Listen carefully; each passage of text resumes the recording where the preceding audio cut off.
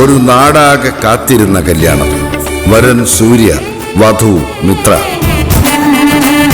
എന്നാൽ ഈ കതിർമണ്ഡപത്തിന് മറ്റു ചില ലക്ഷ്യങ്ങളുണ്ട്.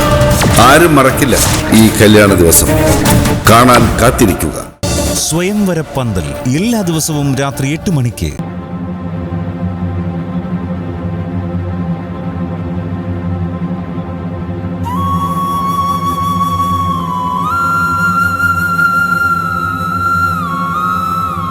മോളെ, എന്റെ പൊന്നു മോളെ, ഈ അച്ഛന് തെറ്റുപറ്റി. പത്മാവതി, നീ എനിക്ക് മാപ്പത.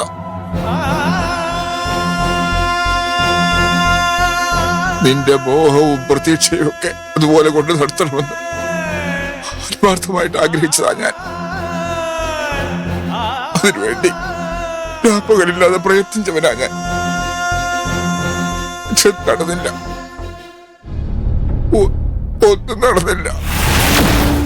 ഇങ്ങനെ ഒരു ചതി പത്മിനിയുടെ ഭാഗത്തുനിന്ന് ഉണ്ടാവുമെന്ന് നേരത്തെ തന്നെ ഞാൻ നിന്നോട് പറഞ്ഞതല്ലേ മോളെ? ഈശ്വര, ആരുടെ മുന്നിലാ ഞാനിപ്പോ തോറ്റുപോയത്? എന്റെ മകളുടെ മുന്നിലോ അതോ പത്മാവതിയുടെ മുന്നിലോ നാട്ടുകാരുടെ മുന്നിലോ?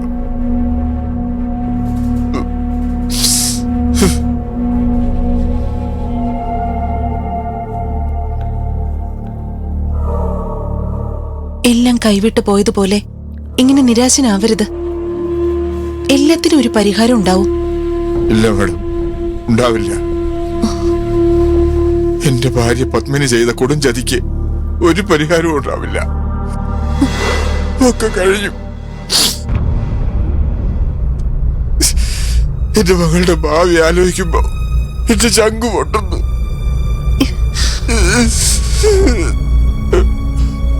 അവളെ എല്ലാവരുടെയും മുമ്പിൽ വെച്ചിങ്ങനെ നാണം കെടുത്തിട്ട് ഞാൻ എന്തിനാ ജീവിച്ചിരിക്കുന്നത്?